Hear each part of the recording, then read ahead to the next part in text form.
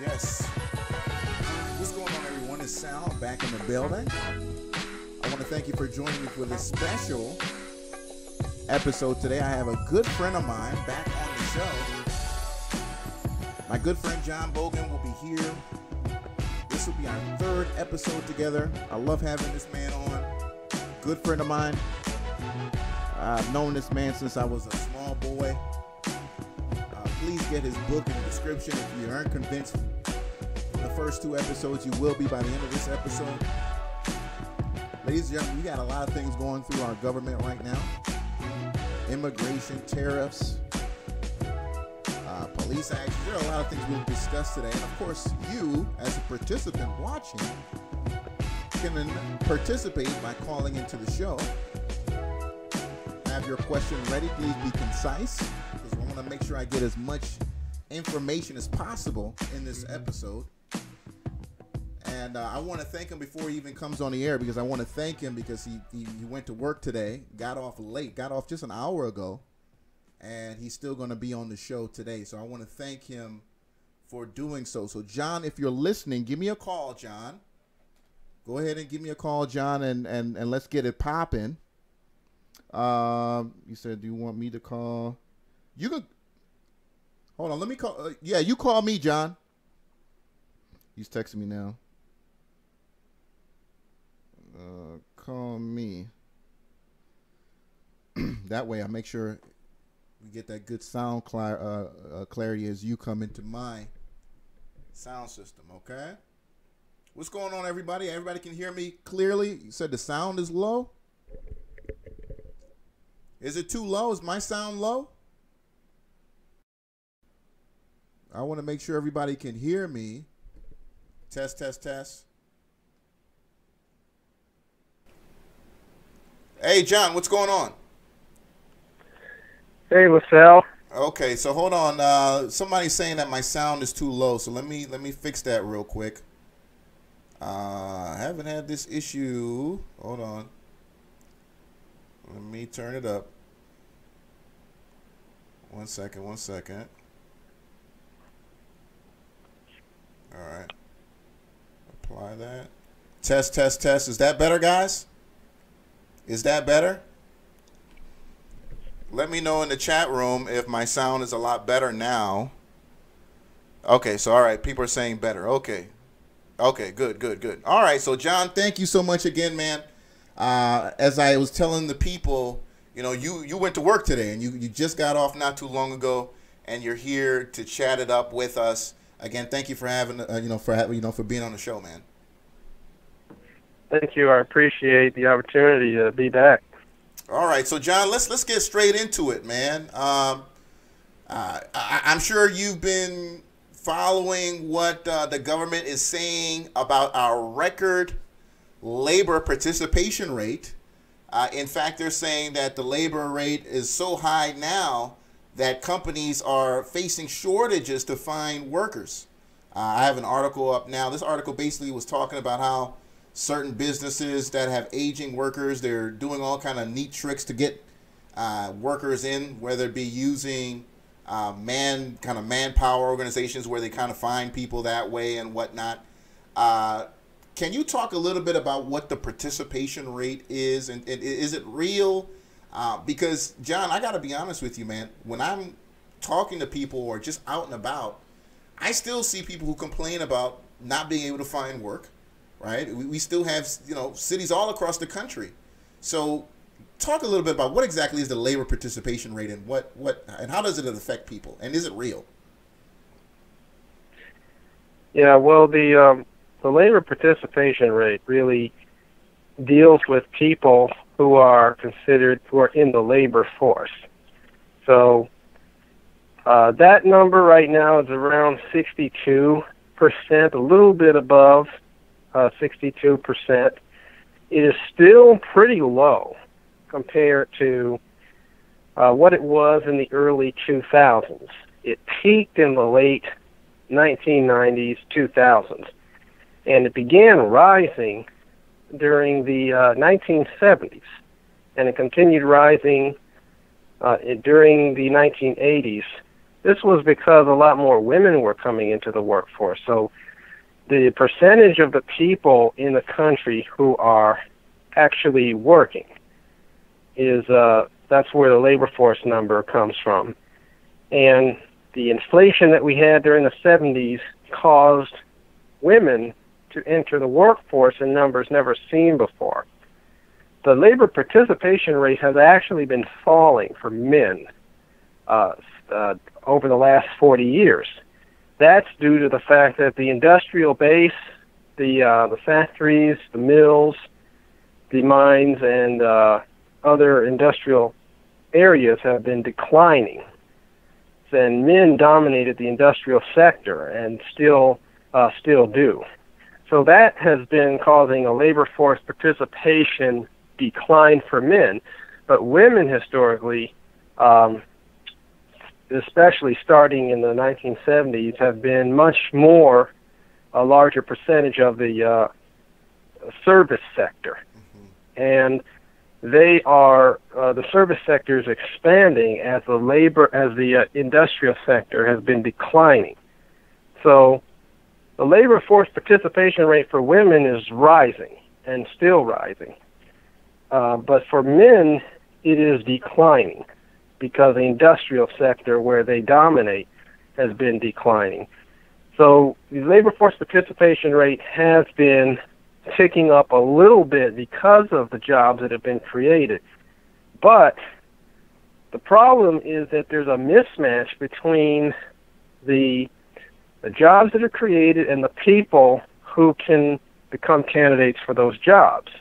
A lot of the jobs created are high-skilled positions that people are not, they're not trained for. They don't have the skill set or the education because they didn't get it in the education system to take these jobs. So we have a glut of jobs out there, but we don't have a lot of people who can take those jobs, which is why the unemployment rate actually seems to be,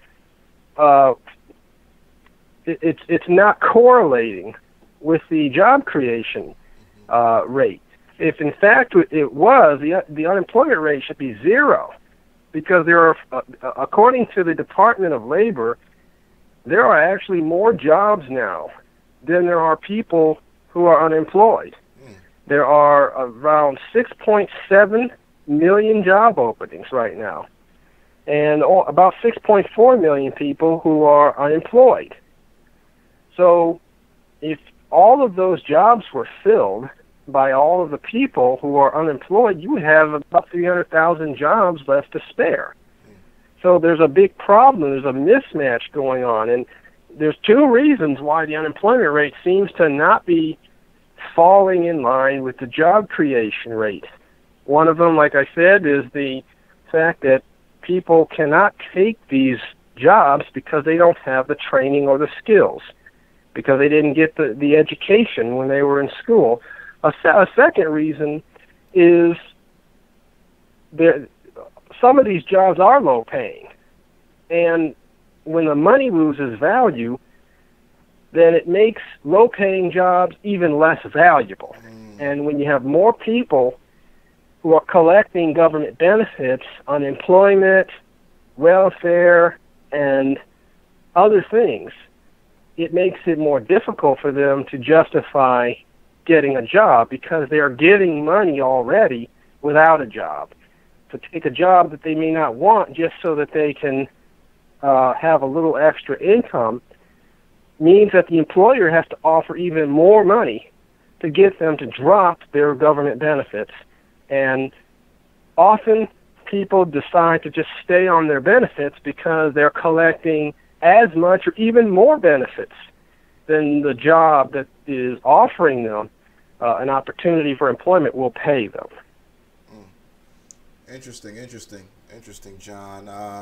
I know that our president is trying to create jobs through tariffs, but let's first talk about interest rates. We'll move now to interest rates, because interest rates play a part in affecting whether or not businesses go out and hire people. the president today, he said that he's not happy with the Fed deciding today to go out and raise interest rates. It's actually been something they've been planning to do for months now. They reiterated this week that they do plan to just about 0.25%. We already have historically low interest rates. John, we talked in the previous episode about how inflation, you just mentioned it, is eating away at our capital.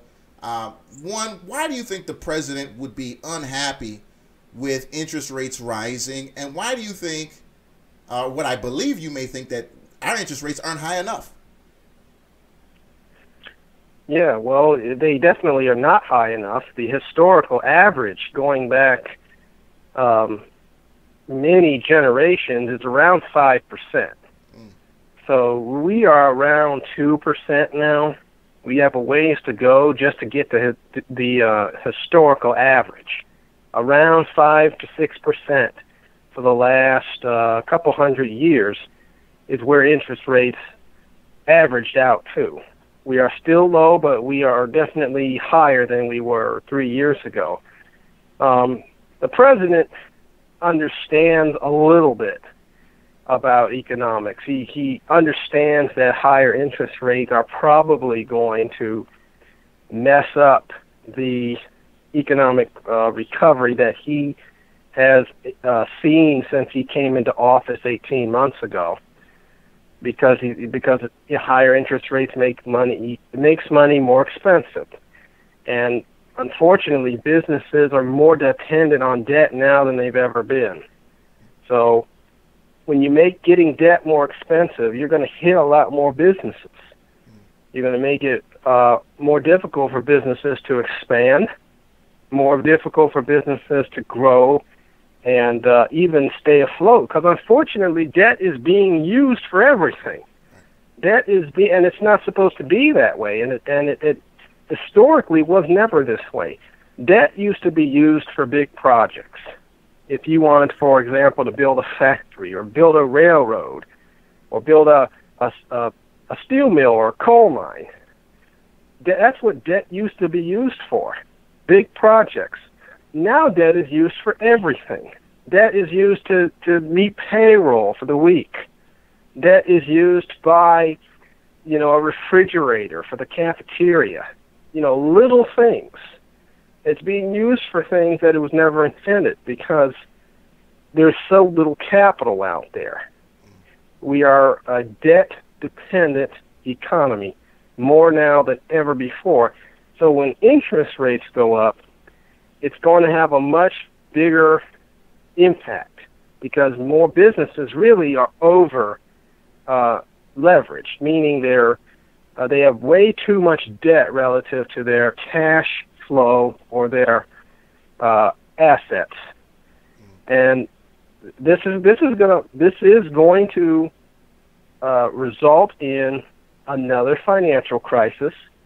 All financial crises are based on too much debt coming due, and we are on our way into the next one, which we can't know exactly when it will happen, but we do know we're close because this is the second longest period in history that we've gone without a recession, and we've never gone more than 10 years without one. We're at year number 9, so we're very close to when the next one could hit. And interest rates going up is always what happens right before the next recession hits. In fact, it causes the next recession. Once interest rates get to a certain level, then you're going to see things really start to slow down. You're going to start hearing more businesses going bankrupt. The unemployment rate will start to rise. People will get laid off. You will start to see more people getting foreclosed because they can't meet their mortgage. They can't pay rent. All of that is what happens as a recession is coming in. And it's all because debt has to be eliminated.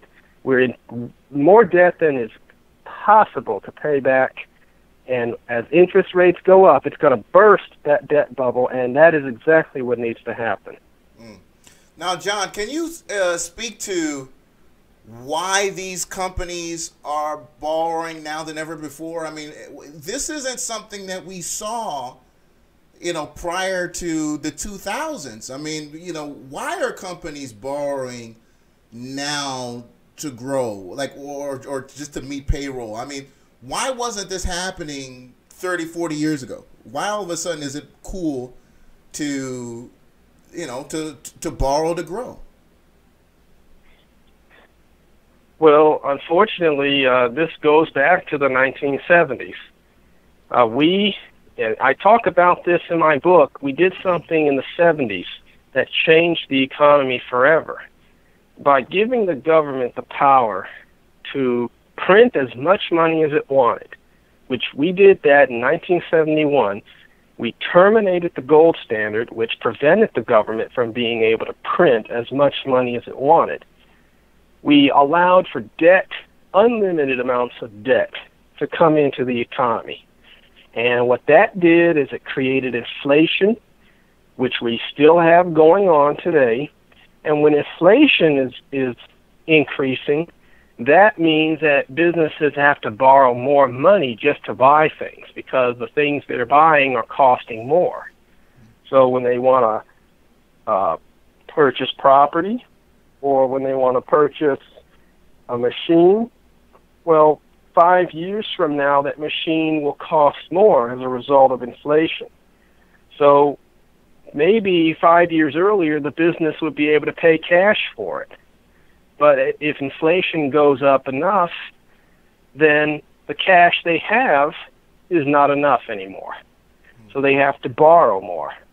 As things get more expensive, cash becomes less valuable. Money loses its value as goods and services become more expensive. So people now have to borrow. And inflation really has never stopped. There have been periods since the 70s when inflation slowed down, but only in certain areas. Inflation in total has never slowed down. It has been going up more over the last 40 to 50 years than over the previous 200 years. Wow. Before the 70s, we had our money tied to gold and silver in some way. And this is the longest period we've ever gone without our money being fixed to gold. There were times in the past in which we terminated the gold standard for a few years, but we always went back on it. So the inflation that we had when we went off the gold standard, once we went back on, we killed off the inflation and we were right back to stable money again and a growing economy. But in the 1970s, we went off of it permanently. Even though Nixon said, he was the guy who took us off the gold standard, he said it was going to be a temporary suspension. Well, here we are 47 years later, and nobody is really talking about going back on it. So the inflation has become a permanent feature of our economy. It has forced businesses to go into debt because they don't have the cash flow anymore to buy the things that they need to grow. Mm-hmm. Now, with that being said, John, would you? Wow, this is scary because then we're talking about an economy that. Would you say that we are at levels that obviously I know our borrowing is unsustainable and eventually it'll correct, but do you think that we would be at the same period or the same level of growth as a country if we stayed on the on the gold standard? Do you think we would be as great if we stayed on it as we are now? We would be so much greater. And all we have to do is look at our past. From 1879 to 1913, our GDP, our national income, grew at a rate of 7% per year, and that's after inflation, because the inflation rate back then was zero. It was basically zero, 0.3%, I think, a year during that time. So from 1879 to 1913, we had a true gold standard. Our dollar was 100% backed by gold, and the economy grew at 7% a year on average during that time period, because businesses had an incentive to become more productive. They could not just borrow unlimited amounts of money. They had to figure out how they were going to become more efficient in the production of goods and services so that they did not have to borrow so much. And by becoming more efficient in producing goods and services, the prices of those goods and services fell. And when they fell, capital is created, because now people are saving more money. When they go and buy things that cost less, more money can go into the banking system and is there for new investment in new businesses and in new technologies that will make the economy more efficient. So we had a growth rate back then of 7%, but if you go into the future 100 years, from 1979 to 2013, after inflation, the GDP growth rate plummeted all the way down to 2.3% per year. So we went from 7 during the Industrial Revolution, 1879, 1913, to 2.3% 100 years later, from 1979 to 2013.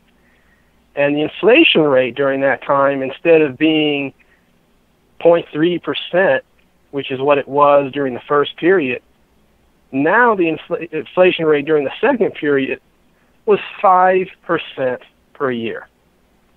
So what the inflation did is it ate up all of our growth. That's the reason why we're not growing as fast anymore. The inflation is eating up our growth.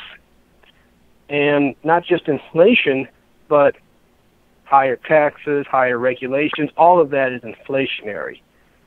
But when you have too much government, too much taxation, regulation, inflation, it eats up all the economic progress that you're making. Even though the economy is bigger and much more efficient in terms of technology, we're growing more slowly because the government has moved in and has destroyed our money and has destroyed our ability to be productive. So we're growing much more slowly, even though we should be growing faster now than we were 100 years ago. With all the technology that we have, the computers, the internet, rocket ships, automobiles that are made better, cures for diseases that our great-grandparents used to die from, at age 40. We are a much more productive country if you just look at our technology, but we are growing more slowly.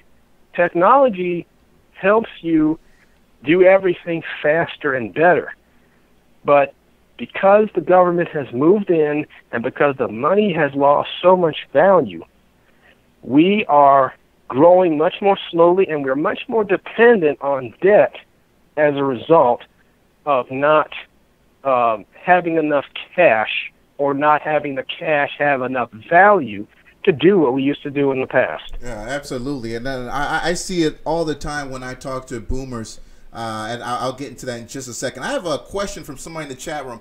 John, have you ever read, this woman is asking, the book called Conscious Capitalism? And I just Googled it. I've never read it before, but the premise of the book states that businesses should, quote, serve all major stakeholders, including the environment. Have you heard of this book?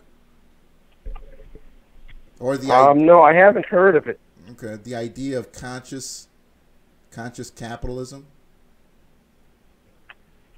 No, I haven't heard of it, but sounds interesting. Okay, yeah, it's something I'll look into a little bit more. Going back to, again, what we were just discussing, now people having to borrow to just get even the basics done. John, let's talk about something we're both familiar with as you know, two people who went to school recently. You know, having to borrow just to go to school. One thing you discuss with anybody who is practically over the age of 50 or even 60 years old here in America is that they were able to get a college education or even more, an advanced degree, with the part-time job. Many of those individuals did not take on any debt whatsoever. Books were dirt cheap.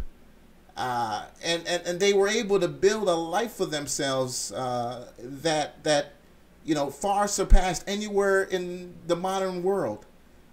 Young people today now are coming out of school. They're saddled, riddled with debt.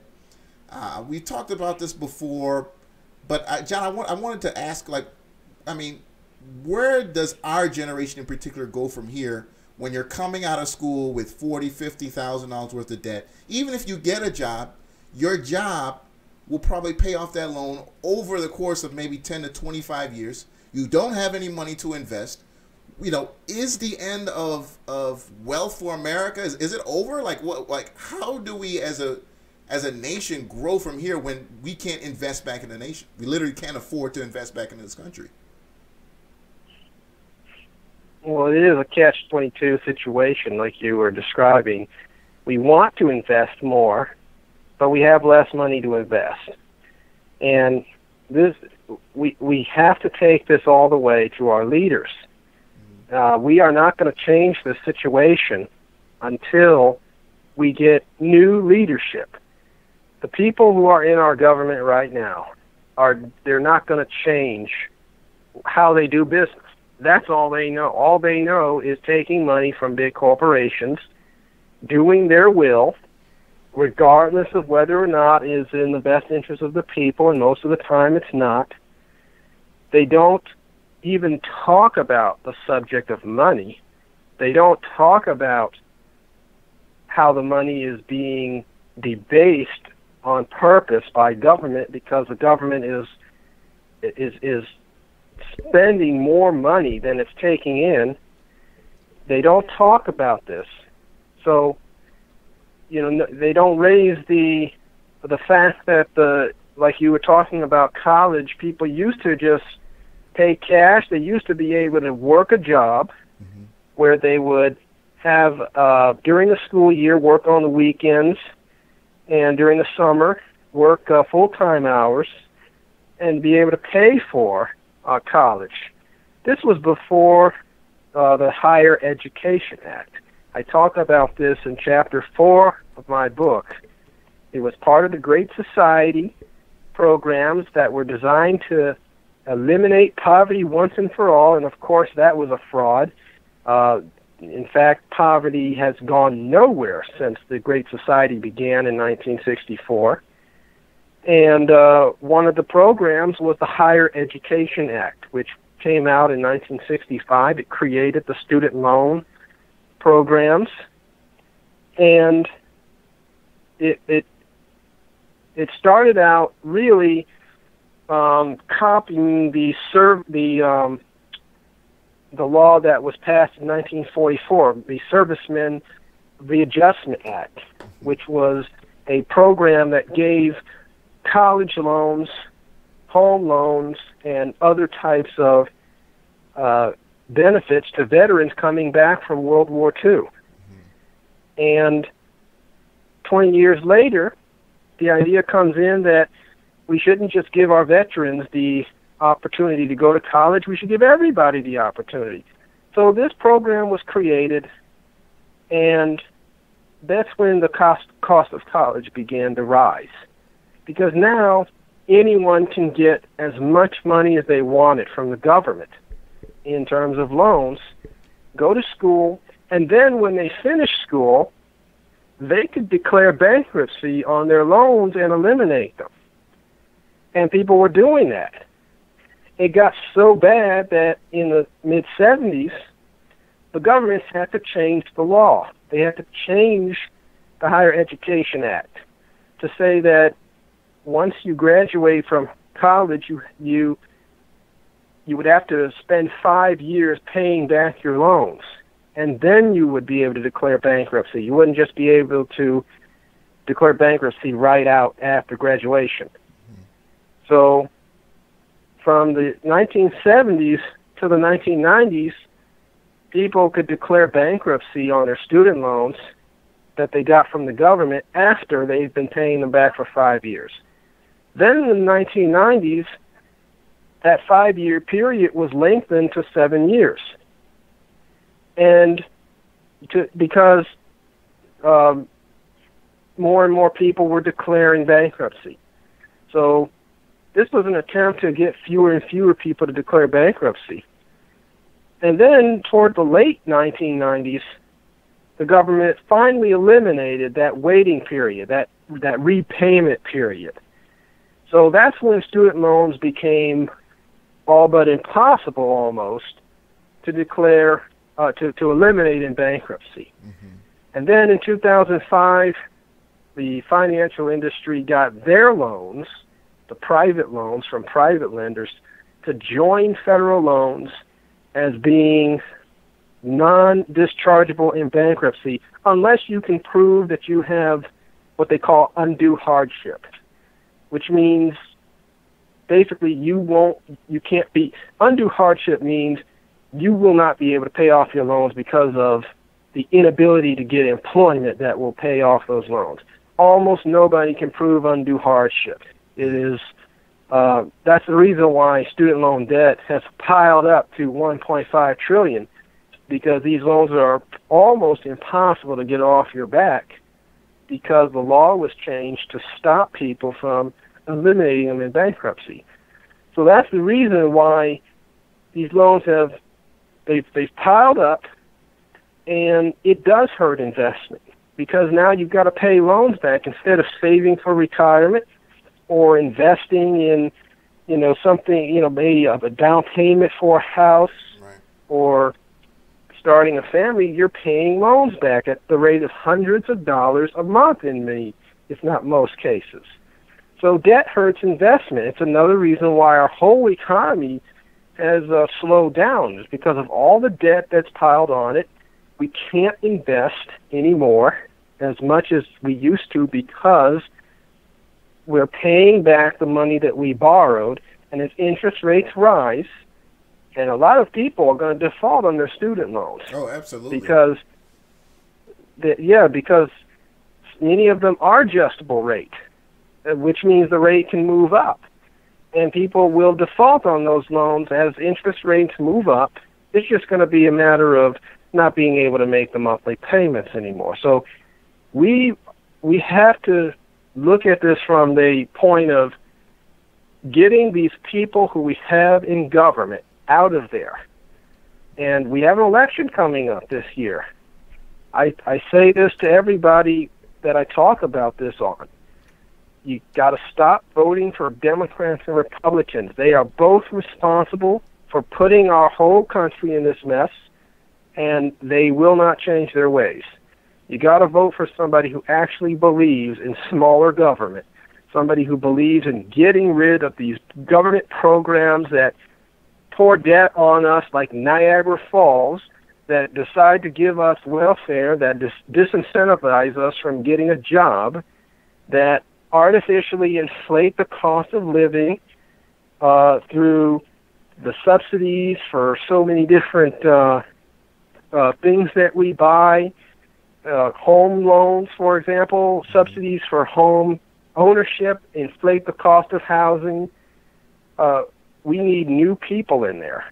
And I say the only people that you can trust are people who have a history of working towards smaller government, people who identify as libertarian, people who identify as constitutionalists, who identify with wanting to return our monetary system back to a gold standard or eliminate the central bank or Federal Reserve. We will not see any progress in this country if we don't change the leadership in government. There it is. I appreciate you for that, John. So In that conversation, in your statement, you mentioned, individuals having less to spend and less money. We have the city of Chicago, John, that recently, and I'll put that on the screen here, that recently came out and said, hey, we are mechanizing, computers are taking over. We want to, oh, that's not the one. We want to offer what's called a universal basic income. Can you talk about this universal basic income? What do you honestly think about it? Is it going to actually help anybody? And what's going to happen once it's implemented, if it ever is implemented? Well, this is an idea that has been gaining some popularity over the last few years, over the last 5 years or so. It's being tried across the world. It's being tried, I think Ontario, Canada, went to a universal basic income. They're trying it out. They say they're gonna try it for 2 years in Ontario, Canada. Stockton, California. That's a city that's going to try universal basic income. Mm-hmm. They're going to give $500 a month to 100 people in Stockton, California, to basically see how this universal basic income works. And Finland is a country that tried this 2 years ago. The thing about Finland is that they're making a decision now to eliminate this universal basic income because it was too expensive. They've been at it for a couple of years. Wow. It's so funny you say that, because also Chicago, this is going to be $500. It's going to be offered to 1,000 Chicago families, no strings attached, so $500. I don't know what they mean by family, whether one person could be a family or a mother and a child could be a family, but $500 a month to 1,000 Chicago families, no strings attached. Yeah, and they have something like this in Alaska too, although it's not officially a universal basic income program. They have a cash program in Alaska where each person receives about $2,000 a month. Now, the difference in Alaska is that their program pays out their stipends from oil revenues, because Alaska has a lot of oil. So a portion of their revenues goes to each person, $2,000 a month. That program's been in place for 36 years. They started that in 1982, and they still have it. A couple years ago, they had to actually cut the amount of money they were sending to their people because oil prices dropped. So Alaska gets its cash payouts from the oil revenues. And when oil prices collapsed 2 years ago, they had to reduce the stipends that they were giving to their people. But universal basic income is it's another idea that it shows how people don't understand how you eliminate poverty. You don't eliminate poverty just by giving people money. The money has to be produced. You have to have people working, producing goods and services, and then as you make more of those goods and services, they get cheaper. People can save more money when they purchase them. That money goes into the economy because it's saved. It goes into the banking system, and then it comes out as a loan to create more businesses and jobs. But if you want to do something about poverty, you have to see the productivity of the economy increase, so that the cost of living, so that the goods and services people buy, the price decreases. That's how you eliminate poverty. You don't eliminate poverty through a cash-for-nothing program. What you do when you give people money for nothing is you make it more expensive for them to get a job. Or what I mean to say is you make it more expensive for employers to hire them. Because when somebody is getting money for nothing, then they are much more likely to turn down a job that is paying a similar amount if they're going to lose their income. You make it to where the employer has to offer much more money in order to cause the person who's collecting to drop their income for nothing to take a job. And the job has to be something that they want to do. Otherwise, they're not going to take it. They're not going to give up the money for nothing for a job that they don't even like, where they might be earning a similar amount. What people don't know is that Alaska is the only state in our country that has a universal basic income-like program, but it also has the nation's highest unemployment rate. The unemployment rate is 7.2% in Alaska. The second highest unemployment rate is in West Virginia at 5.4%. Everybody else is around 5.432% unemployment. Alaska is at over 7%. And it is not a coincidence that the only state with a universal basic income program is the state with the highest level of unemployment. Because when people get money without needing a job, then they ask the question, why give up this money that I am getting without a job for having to go to work at a job that I don't like for the same amount of money? So it's something. It's just going to create more unemployment. It's going to reduce the productivity of the economy because you're going to have people working less. Because if they can get money without working, then they'll work less. It's that simple. They will work less if they can get money without working. Absolutely. And I think it could be a possible disaster. I understand the justification is the machines and whatnot, but just the idea of just waking up in the morning, not having anything to do, just walking around just like a zombie, literally, just knowing you're going to get this monthly payment.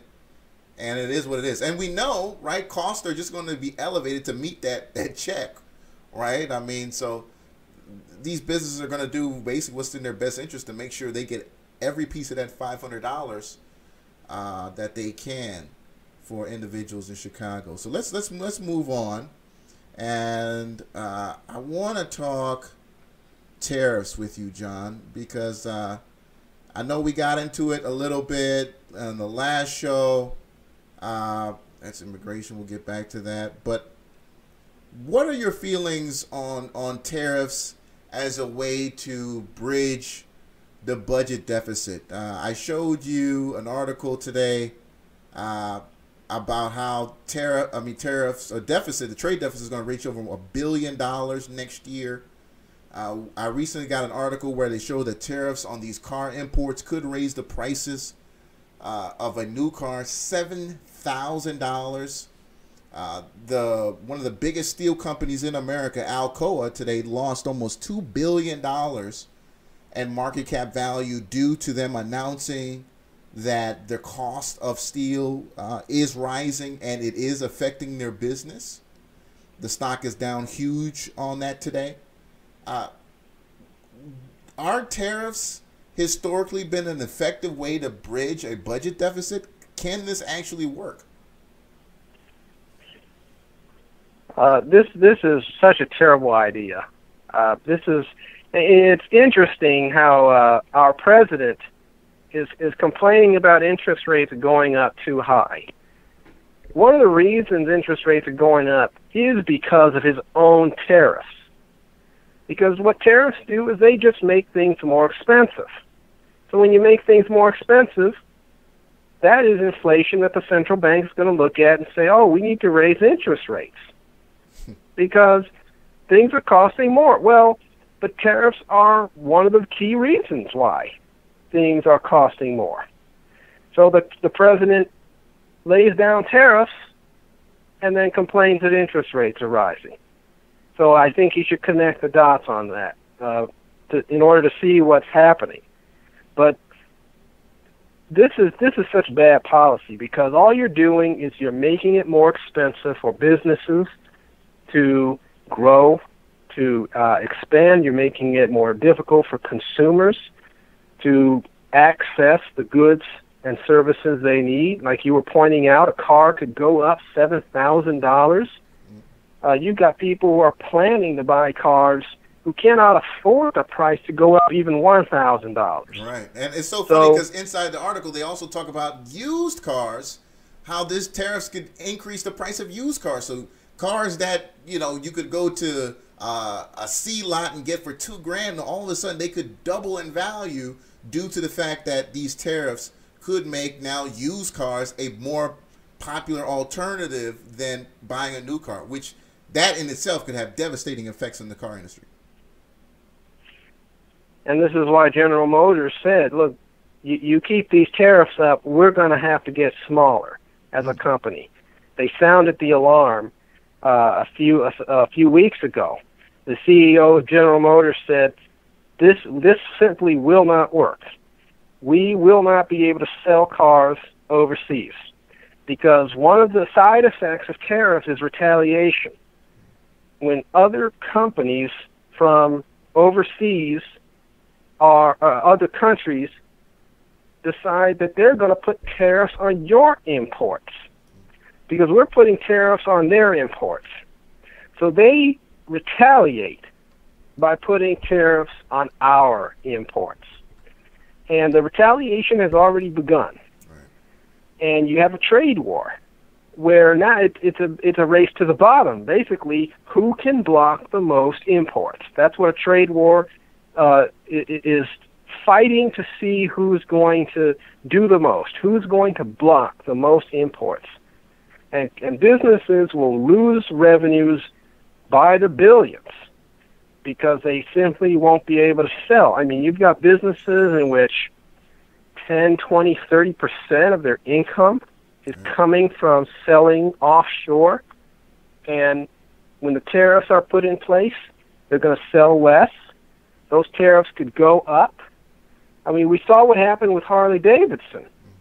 You know, they were paying a tariff of 6% to the European Union before Trump puts the tariffs in.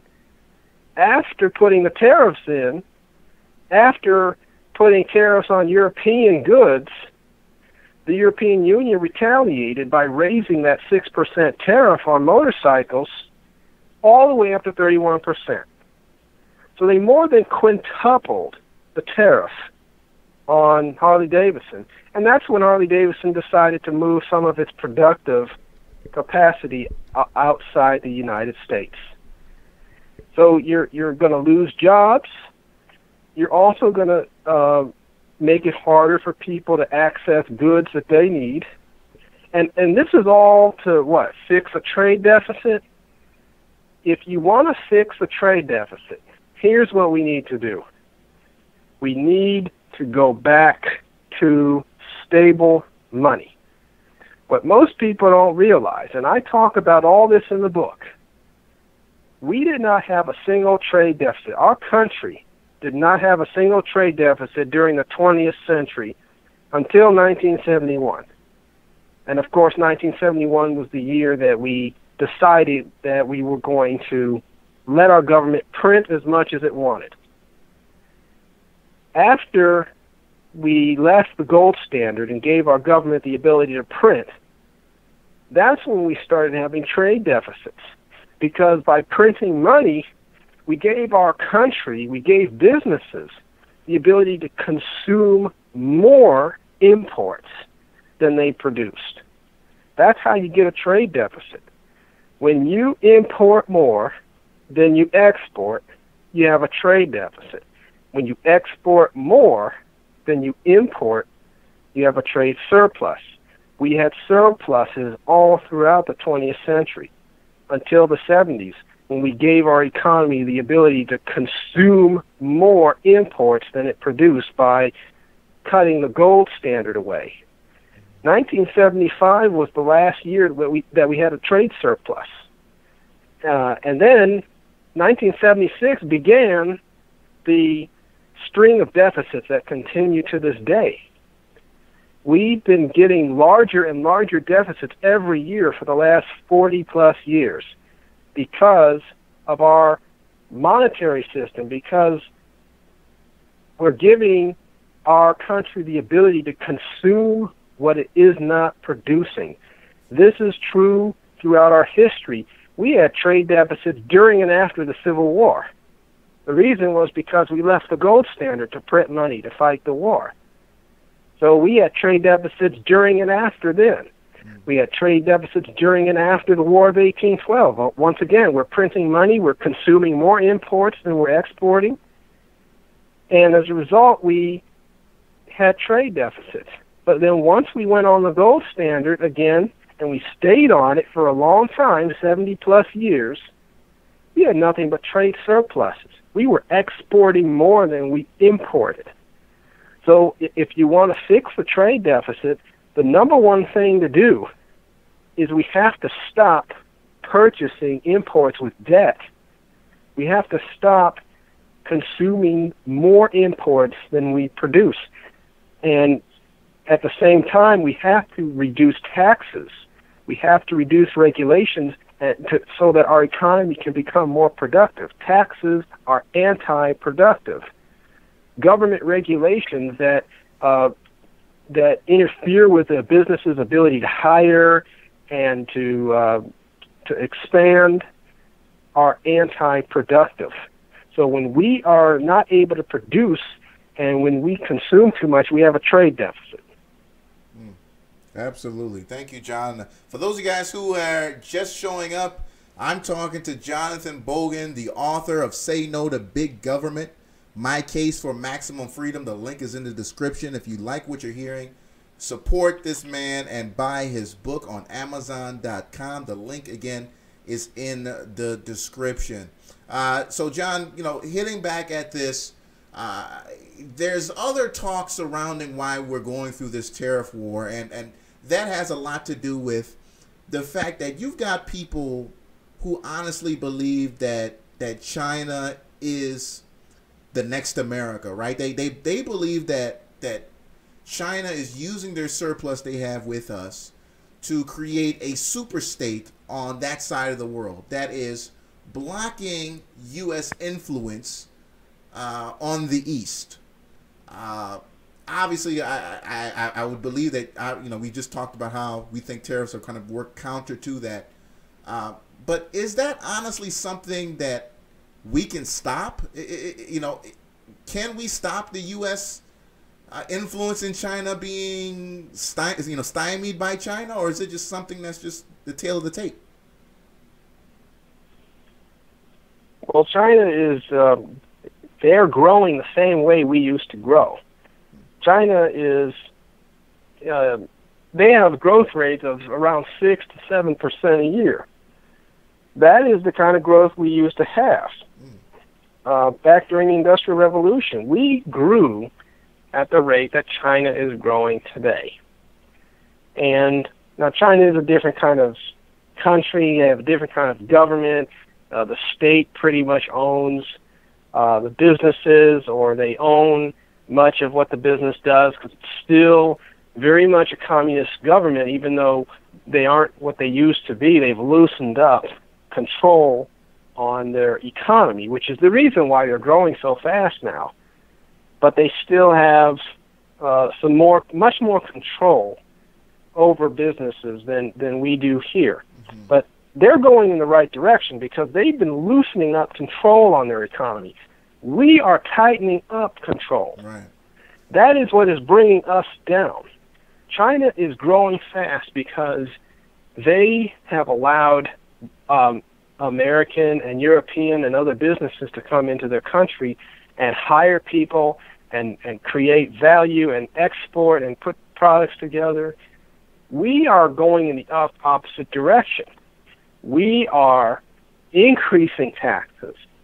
We are increasing regulations. We're devaluing our currency, and China devalues its currency too. But China is going in the direction of loosening up, while the U.S. is going in the direction of tightening up. And it's only going to be a matter of time before China overtakes the United States, because we are simply going in the opposite direction of where we used to go. And China is going in the opposite direction of where it used to go. So the world has really turned, and it is so important that people understand big government is not the way to compete in the world. It has made us less competitive. We cannot tax and regulate and spend our country into prosperity. And we're paying the price for that because, like we were saying before, we don't grow as fast as we used to, but yet our debt is exploding. And the day is going to come when that debt finally caves in. We simply aren't going to be able to pay it off because we aren't producing enough growth to pay for the debt. We've gone in the wrong way on monetary and banking policy. So while we do all this, China is expanding. And it's only a matter of time before we see that we won't be able to even, we won't even want to put tariffs on China, because China already has an arm in our economy. All they need to do is stop buying U.S. treasuries. They're buying U.S. treasuries at the rate of billions a year. Wow. Which is why that's the reason why we owe so much money to China. We owe over $1 trillion to them. Wow. We owe over $1 trillion to Japan. We owe, I think, around maybe $8 or $9 trillion. So we're basically to foreign countries. We're funding our federal needs from Chinese money and Japanese money. Yeah, absolutely. And because you get $2 trillion that come from two countries, more than $2 trillion, because we are so heavily dependent on debt. We want things we can't afford. So what do you do when you can't raise enough tax revenue and you can't borrow enough from your own people? You borrow from foreign countries, which is why we owe so much money to foreign countries that that are not even in our corner. And all they have to do is say, hey, we're not going to lend as much to you. They can cause an economic collapse just by slowing the rate of lending because we're so dependent on their loans. It's not a good place to be in, and things are going to come to a head real soon. Oh, crazy stuff. Well, you just got done talking about the retaliatory tick for tax that can happen. I have an article on the screen. Hindustan Times. This is a website out of India, which is talking about, I didn't even know India was in on the game, but India, China, and other countries, retaliatory tariffs hurting the U.S. This is according to a congressman on the Ways and Means Subcommittee on Trade. And this man is saying U.S. farmers, ranchers, and growers are caught in the middle of this international crossfire, and how certain products that even India is saying that they're putting tariffs on U.S. wine. And then now you got wine growers or wineries out in California who obviously, California, that side of the ocean, who are being affected by the fact that India, is becoming expensive for them. And they're not able to reach that growing middle class in India right now. Sad story. Yeah.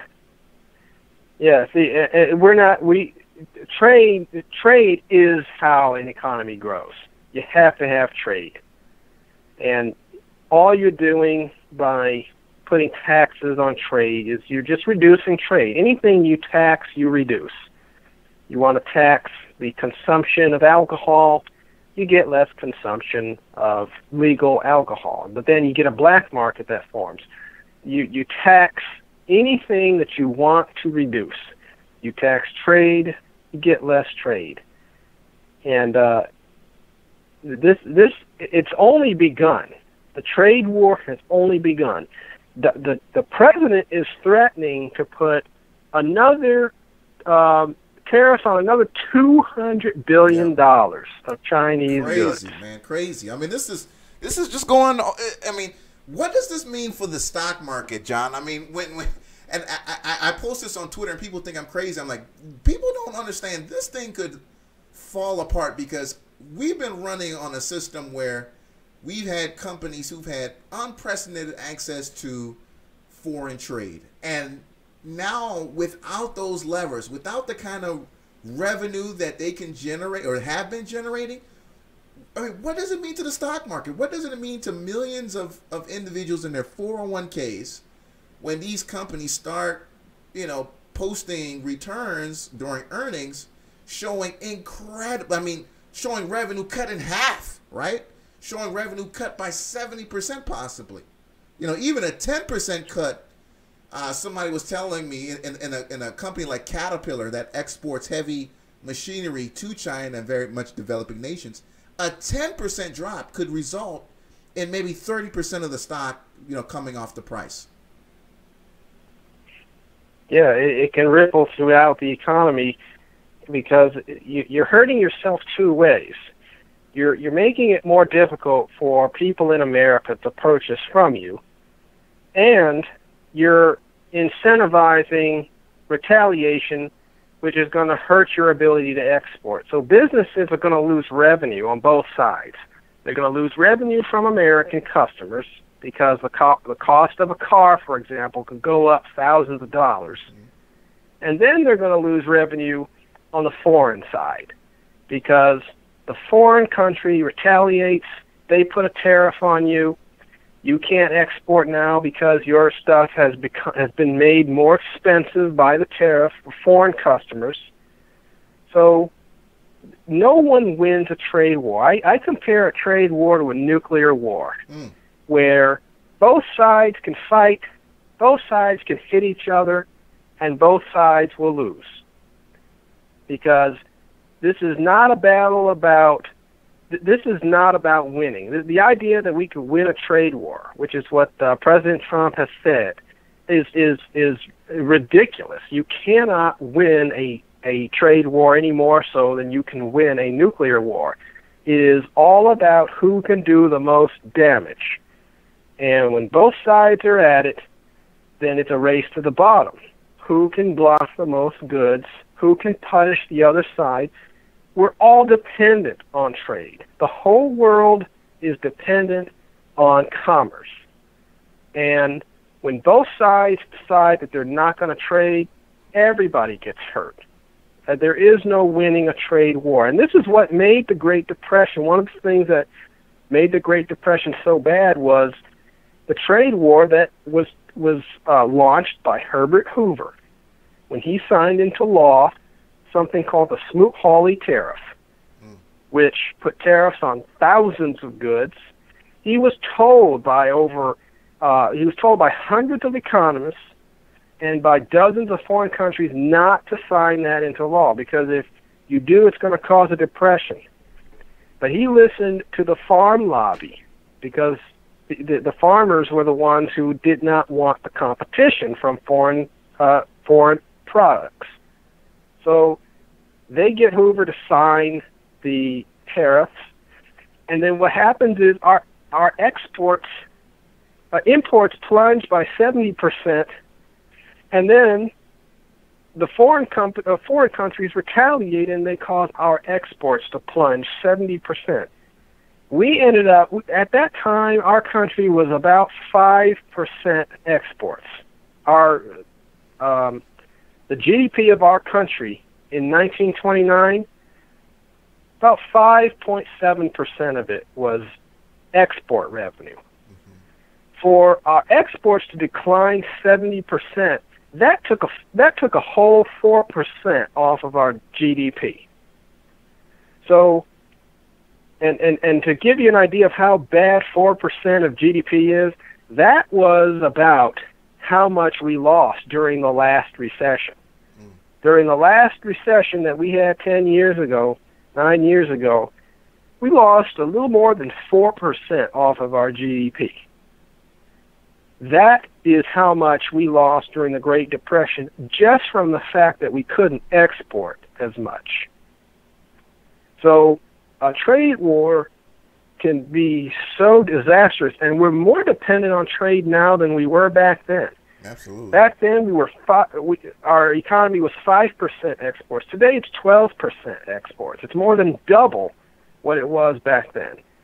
So this is the worst time to have a trade war, because we're more dependent on trading with the world than we have ever been.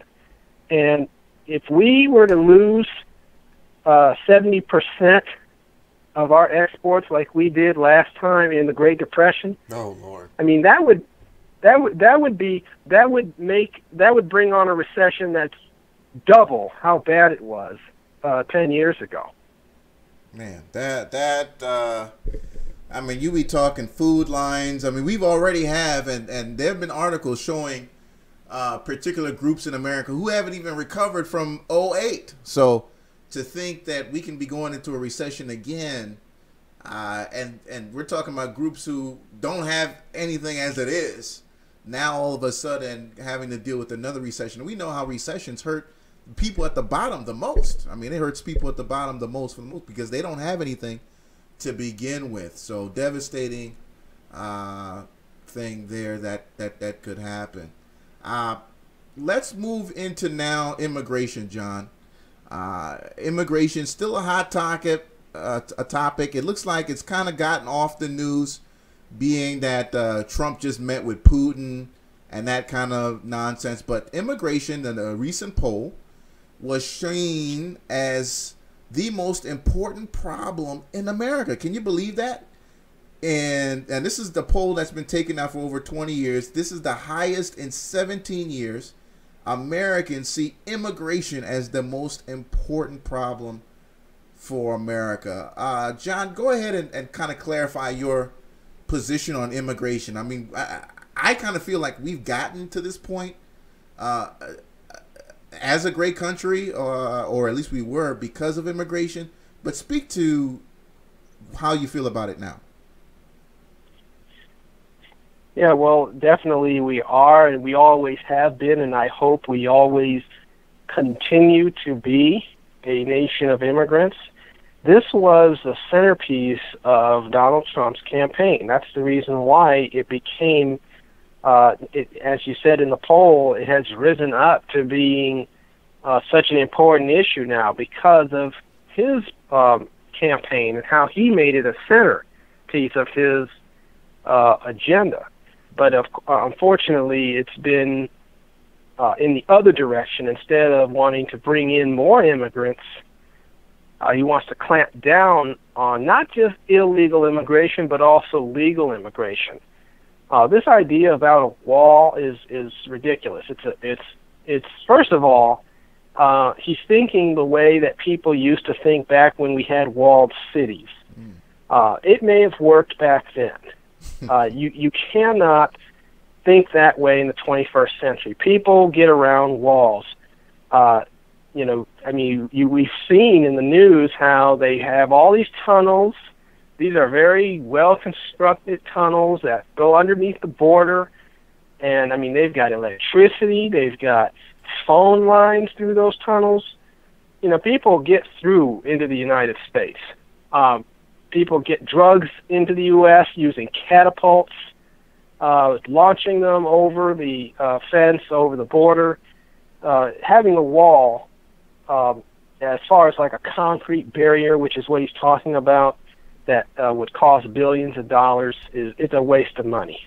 And it's laughable because we have such better technology to guard the border than by using some concrete barrier. But immigrants are not bad. In fact, immigrants are necessary for our country to grow. We had a much higher immigration rate during the Industrial Revolution of the 19th and early 20th century than we do today. People say, "Oh man, we got people pouring into the United States from Latin America."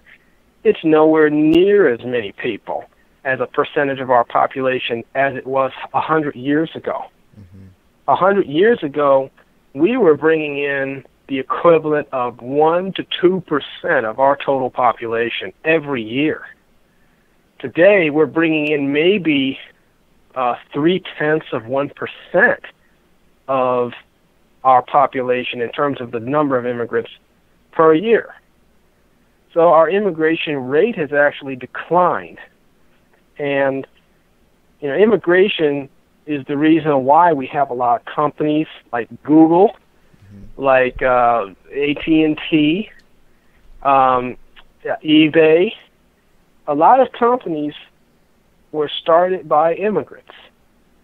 And, they have always contributed a lot of value, whether they were high-skilled or low-skilled. I'm not for this thing about, well, we're only going to let people in this country who are college-educated or who have a degree in computer science. I think we should be much more open than that. Because the truth is there are some jobs Americans won't do. And that's just, there are people out there working the kind of jobs that Americans used to work 100 years ago, but they don't work those jobs anymore. You've got people now saying, you got farmers who depend on immigrant labor, and they're worried that the anti-immigrant policies of our current president are going to hurt their ability to produce the produce that people want to eat. And what's funny, John, do you know how expensive, can you imagine how expensive it would have to be if we get to a point where our immigration policies are so messed up, they got to send, let's be honest, black people back into the fields? Because I don't know anybody who's going to go out there and pick cotton or pick fruits or pick vegetables for less than $25 an hour. Let's just be honest. I don't know anybody who's going to go out there, for what they pay some of these immigrants now to go out there for. You're right. Can you imagine, asking, somebody in your neighborhood to go out to, Southwest California and start milking cows out there like they used to, right, for the kind of pay that these immigrants are getting? It's not something, it's the way things used to be, but because Americans have advanced in terms of their expectations and their education and their productivity, we've moved into other sectors. We've got poor people from other countries looking for a better life who are more than happy to take those jobs, and they will not complain about their pay. Because even though they would get paid a very, very low wage compared to what Americans get, the wage that they would get is still higher than what they would get if they had stayed home in the countries that they're coming from. The poverty rate in many of these Latin American countries is so much higher, and the murder rate is so much higher. A lot of these people are fleeing not just because they're poor and they're surrounded by few economic opportunities, but they're fleeing warfare, they're fleeing gangs, they're fleeing crime, they're fleeing violence. And they're just happy to be here and to get paid a wage to do whatever.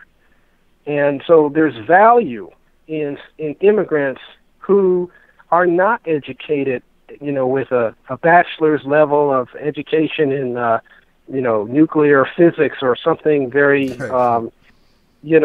something that you would think of when you think of a highly educated, sophisticated education. But whether they're high-skilled or low-skilled, they're valuable. The high-skilled people are the ones who are, going to work for these engineering firms, and they're helping to find the next cure for the next disease or build the next rocket ship. Then you have the low-skilled people who come here, and their value is the fact that they are cheap labor, which is why the vegetables can cost less, which is why the produce that that we have in the supermarkets costs less. They're out there picking that stuff. They're out there getting that stuff ready for the market, and at a very low wage, but they're happy to have it compared to where they would be if they weren't allowed to come into this country. So that's why I support a policy where we get rid of all the quotas, because we have quotas that reduce the number of people who can be processed by our immigration system. It can take years, even decades, for some people to come here, just because our system is bogged down, it's backlogged, it's got quotas that prevent people from being processed at a certain rate per year. We need to open the system up. The only thing we should do when it comes to immigration, have a background check. Just like an employer does when they want to hire an employee, they do a background check. Make sure the person is, doesn't have any felonies or isn't, fresh out of jail or anything like that. And then if they like what they see, they hire them. Mm-hmm. That's what we should do for immigrants. Just have a background check. And, if they don't have anything on their record that would raise a red flag about them, then we should let them come in, and then they can be on probation for 5 years or however long. They can live in this country, they can work, hold a job, buy a house, or whatever they do, live with family. And if they don't commit any crimes, any felonies during their probation period, then they can become American citizens. Mm-hmm. That, I think, is a better system that makes it easier for people to come here. And once you make it easy for people to come legally, you get rid of the illegal immigration. The reason we have so much illegal immigration is because you make legal immigration so hard. The people who come here legally who try to come legally can end up waiting 20 years to step foot on American soil. So that's why they'll cross the border illegally, because they know that if they cross illegally, they'll most likely get to stay, they'll most likely be processed, they'll most likely be given a driver's license or an opportunity to go to school. And it's almost like it's foolish to come here legally, because you're going to wait 10, 15, 20 years, or you're just going to jump the border, and if you can make it here alive, then you're home free. So if you want to get rid of illegal immigration, you've got to make legal immigration a whole lot easier to do. Absolutely, absolutely.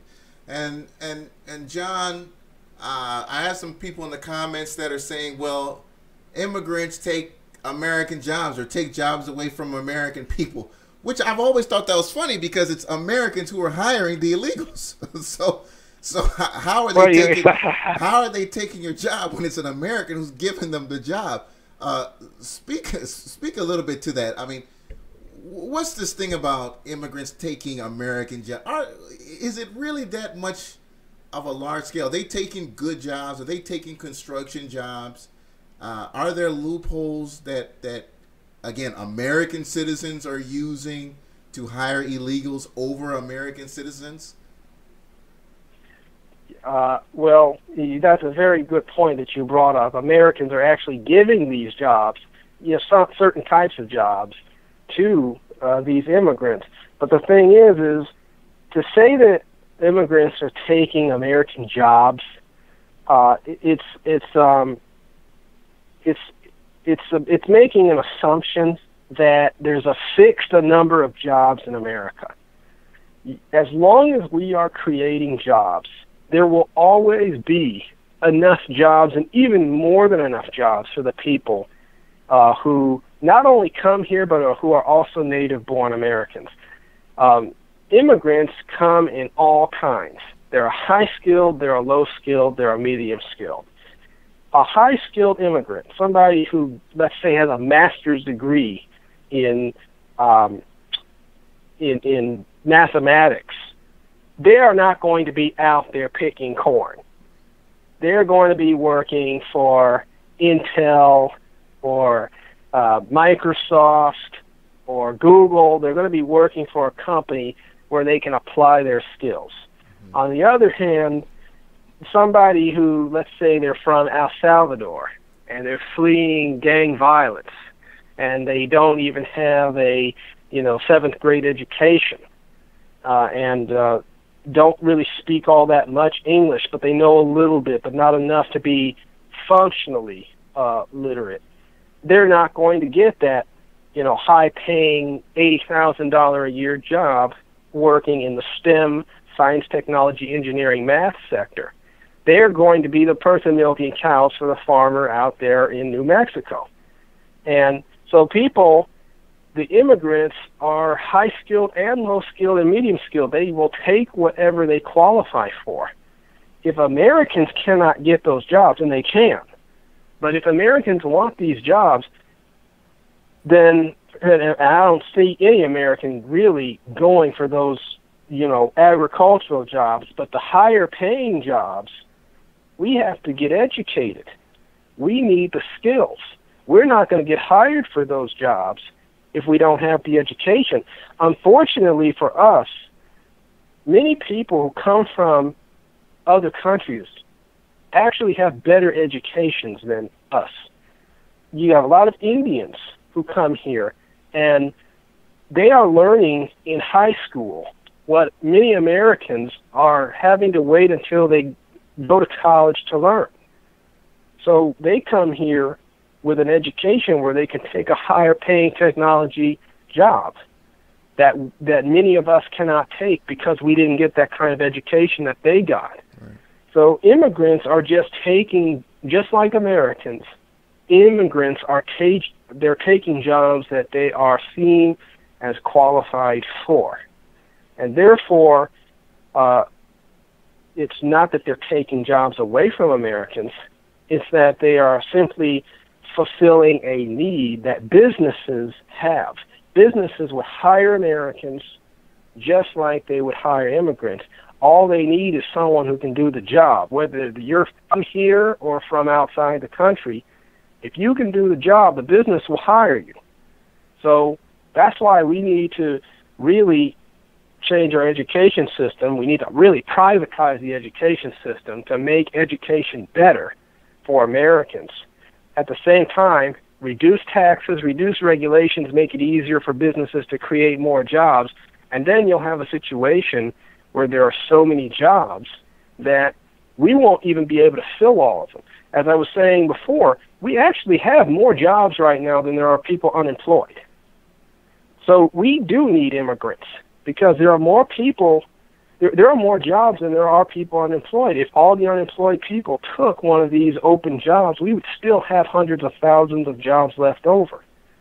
So the key to making sure that there are enough jobs for everyone, including all the immigrants, is you make it easier for this country to become more productive, make it easier for businesses to create jobs, get the taxes, get the regulations off their back, make it to where the money keeps its value so that businesses do not have to go into so much debt in order to grow, in order to create jobs, in order to pay bills. That's the solution, not this thing about trying to restrict immigrants so that, well, only Americans can take jobs. We need people who have the ability to create value, whether they're from here or outside the country. Yeah, and John, you hit that on the head, the fact that, I think a lot of Americans just don't want to accept the fact that when it comes to having a really good job, that they don't have the skills for it. I mean, one thing about living in Michigan and working for the company Verizon, and I was there barely a month, but what I noticed is that when it came to the good-paying jobs, the jobs that were for coding, developer, C++, and many of those high-tech jobs, those jobs were always readily available. I mean, they were always, when you go on the website, and this is many companies in America, when you're talking about these high-skilled technology jobs, they're just sitting there waiting for people who have the skills to meet the requirements and make $70,000, $80,000, $100K plus. And when you go into these companies and you look at who's working the jobs that they have hired for those positions, it's a guy named Prazim or something from Pakistan. It's Chunwan from China. By the way, China graduating 250,000 computer scientists every year. It's people from India. I mean, so American, we don't have the skills, man. You're absolutely right. We just don't have the skills. Go to any company. Go to any company. Go to the IT department, and you'll just see it looks like a United Nations, man. It looks like a United Nations. People from all across, predominantly Asia, who are creating that value that you're talking about, who are meeting the needs for these American businesses, man. We had somebody in the chat room said it's hard to find a entry-level track job. Well, that's because so many Americans, again, going back to what John said, don't have skills for higher level work. If we had the skills for higher level work, you'd have more entry level positions. Yeah, well, I'll tell you from personal experience. I worked at about 2 to 3 years ago. I worked as a cleaning associate. I just cleaned a building, and I worked for a company. It was an engineering corporation in Southfield, where I live at. And this is an engineering corporation where they make car parts for cars and trucks. And I looked at all the offices, and you see the names on the doors, and you go, okay, that's an Asian name. That guy's probably from China. That guy's probably from Korea. That guy's probably from India. You look at the names on all the doors, and then you see the people when they come in and out of their office. You don't see hardly any blacks. There were a few, but almost everybody there was either white or from East Asia, like Korean, Chinese, Japanese, or from South Asia, Indian, Pakistan, and so on. And it just hit me. I'm thinking, this is the reason why we have a problem with unemployment and job creation, because many jobs that are being created are high-skilled jobs. We are advancing so quickly in the technology sector. We're creating so many jobs in what they call science, technology, engineering, math. That's called STEM. And this sector is exploding. But we don't learn these skills in the K through 12 system. And then we go to college, and often we're not learning those skills there. We are more likely to, because it is being taught more, but we should be learning these skills in the K through 12 system so that when we're 18 years old, roughly the age we graduate from high school, we can actually just skip college and take one of these high-paying jobs instead of having to go to college for 4, 5, 6 years because we didn't get the education in high school or in the K through 12 level. So now we have to go to college to get those skills, and we're 4 or 5 years behind our foreign competitors who are learning these skills at the K through 12 level at the age of 14, 15, 16, 17, so that when they turn 18, they're well ahead. They can start working in these types of jobs and just move up from there. Our education system is so behind the times. Yeah. We teach things that we shouldn't even be teaching.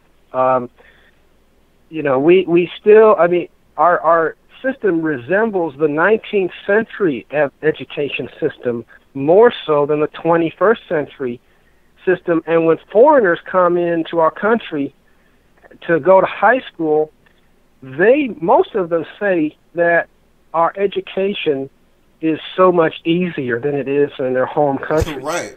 Yeah. They get a much more rigorous education from where they come from. They come here and it's a breeze for them. For us, we're struggling to try to graduate high school. These folks are graduating, they're skipping grades. They're graduating at 16 years old, 17 years old, sometimes 15 years old, because they skipped 10th grade, skipped 11th grade, and they're testing out, of having to take certain courses. They're starting college earlier. We have got to update our education system, and the best way to do that, privatize it.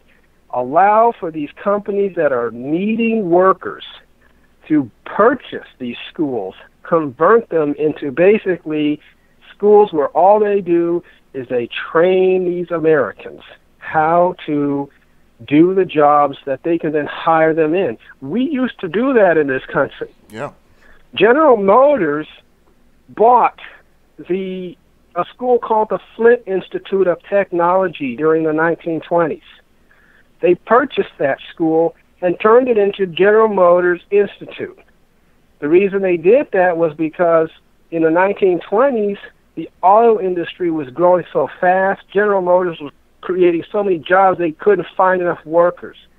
So what they did, they purchased a school so that they could create more workers. And they held on to that school for the next 50, 60 years.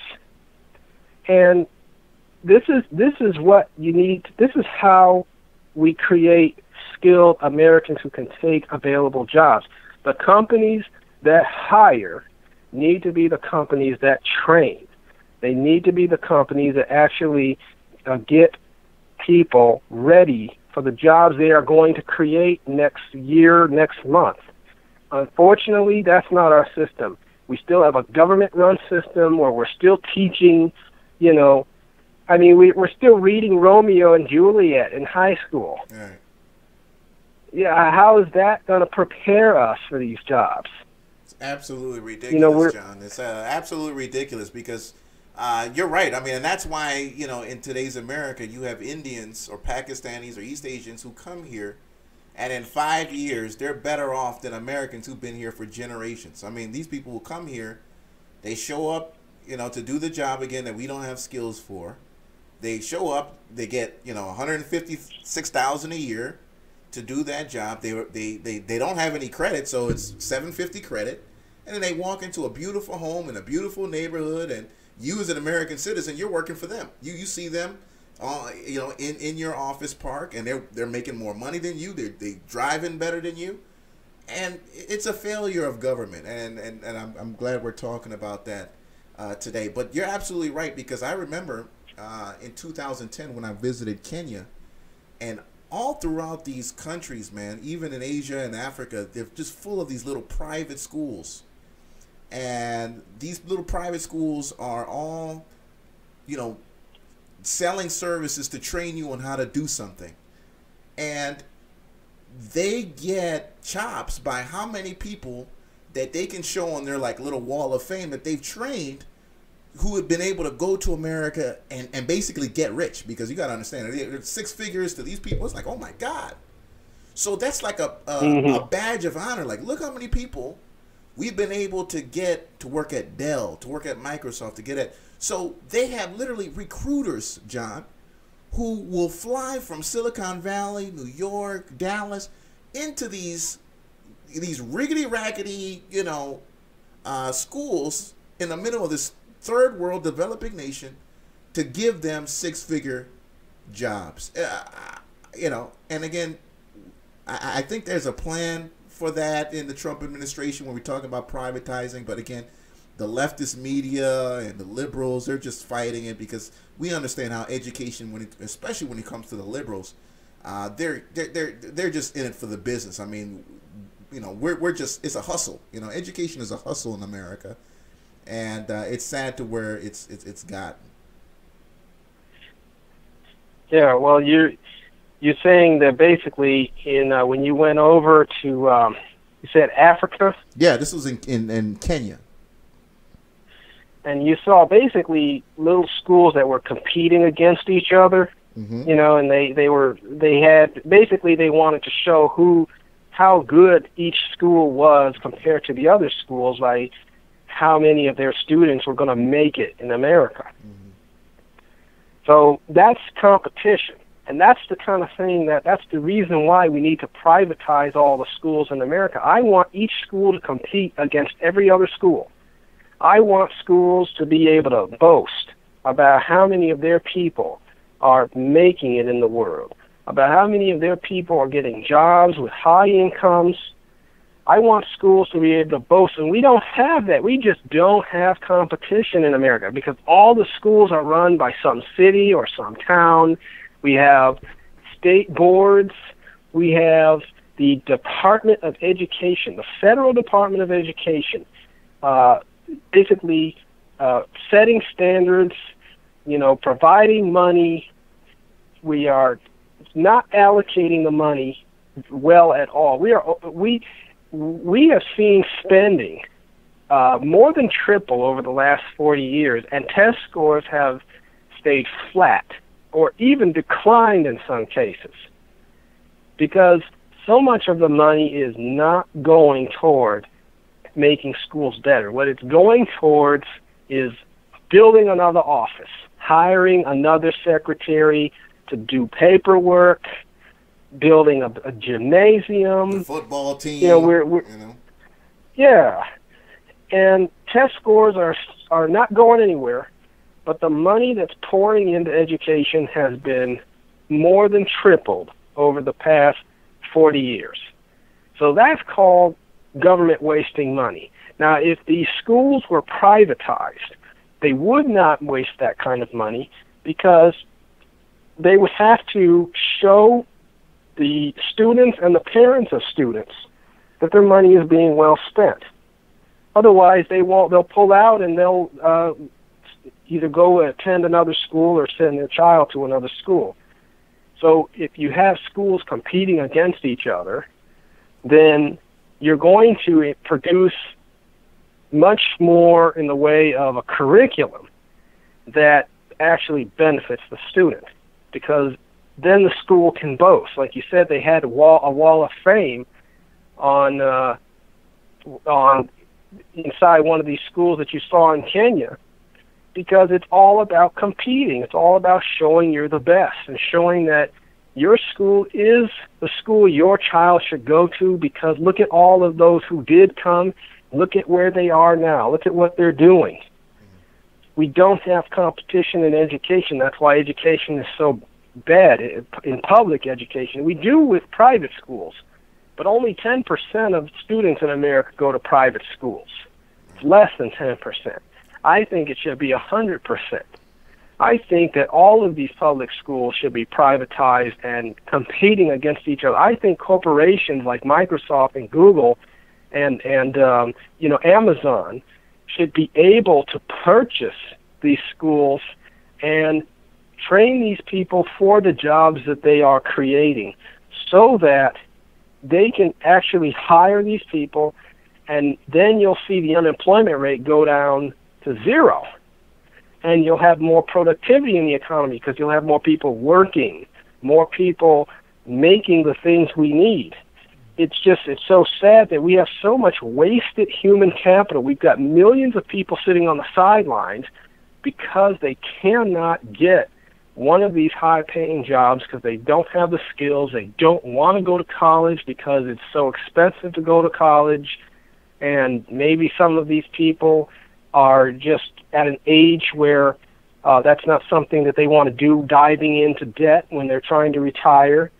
But it's our education system, and I talk about that in the book. In Chapter 6, I talk about why we should privatize all the schools, and local municipalities should be, we should be selling these schools to private interests who will then turn these schools into factories where they can churn out new hires, new workers to add their skills to the economy. Wow. Yeah, John, I mean, it's, and it's so funny you talked about the private schools, because the private schools are actually doing a really good job. That's why private schools and people who go to private schools tend to do very well, because, when you're paying that much for an education, particularly when you're talking about individuals who are paying out of pocket because they're from wealthy families. They don't waste time and take degrees that aren't useful. I mean, they make sure they go after skills that are going to pay the bills. And whereas individuals many times who are going to these state schools who are taking out debt and pursuing degrees that, let's be honest, aren't going to pay the bills, they end up in really effed up situation. And here's the thing, because you got an American who's paying $50,000 a year, $40,000, and yet that guy is going to be working underneath someone from, again, Pakistan, India, Africa, or South America, who paid maybe less than $1,000 a year for their education. I mean, it's so sad. It's so sad. John, can you speak to? We had a question in the chat room when somebody was saying, they basically were asking, is regulation in America compared to other countries, is it worse here than it is in foreign countries? Is regulation worse in America than in foreign countries? Well, every country is unique. In many ways, we have regulations here that we don't have in other countries. In other ways, other countries have regulations that we don't have here. So, for example, Singapore and Hong Kong are two. I don't think Singapore is a country. Hong Kong, I think, is not quite its own country, but it's considered an autonomous area. Mm-hmm. But these two places, Hong Kong and Singapore, rank at the top of the list in terms of least regulated in the world, and that's why their economic growth rates are so much higher than the rest of the world. In fact, they are competing with us in terms of per capita GDP. They compete with the United States. They have unemployment rates of around 2%, whereas we are, we just went back up to 4% from 3.8% last month. But the United States is still, I think, in the top 20 countries in terms of total regulations. We used to be in the top 5, but we've slipped down, but we're still near the top. So in some ways, we have regulations that other countries don't have, and in other ways, we don't have regulations that other countries do have. One example of this is with prescription drugs. I talk about in the book that there was a drug, I think it's called Lemtrada. It's I think it's a anti-diabetes drug, but it was legal in Europe, but illegal in America. Back in 2013, this drug was available for sale in Europe and illegal in America because the FDA had not approved it. So, in terms of prescription drugs, I don't know if other countries have necessarily an FDA-like organization, but I know that ours can be real strict and make drugs that are legal in other parts of the world illegal here, because no drug can be sold, no prescription can be sold unless it's cleared by the FDA. So there's drug regulation. In some cases, you've got foods that are banned from the United States that you cannot import into the U.S. that grow naturally. There's a plant, I think, there's a fruit that grows in Jamaica, and I talk about this also in the book. It's a fruit that's called a key, I think. It's spelled Ackee. It's a fruit that's native to Jamaica, and the FDA bans importation of that that fruit into the U.S. And the reason is because it is when it's before it's ripe, it's toxic, It can actually kill you if you eat it before it ripens. But once it ripens, it's it's a fruit. I mean, it's healthy. Mm-hmm. But it's banned just because it's considered toxic before it ripens. So there are probably millions, if not billions, of different regulations across the world in countries all over the world. And if you were to look at each individual country, you'll notice that there are no two countries that match. America has some regulations that others don't. But overall, we still are among the least regulated countries, but the bad thing is that we're going in the other direction. We are packing on more regulations year after year. So we're moving down the list. We used to be in the top 5. Now we're in the top 20, closer to 20 than 5 on the list. And we're moving. I think I could see us slipping down to number 30, number 40. We are not going in the right direction. And but again, to be at the top or near the top of the list, you have to be one of the most least regulated countries to be near the top of the list. Now, some countries, like Venezuela, are near the bottom of the list. Right. They are socialist almost entirely. I mean, just look at the crisis they're in right now. This is a country that has more oil than any country in the world, and people are starving. Right. And the reason there is because the government blocks foreign companies from taking advantage of those oil resources. It nationalizes all the oil resources. So this is one of the most heavily regulated countries in the world. And North Korea is also down there with Venezuela. Everything's nationalized. And companies from outside the country cannot exploit the resources of that country for the good of the people.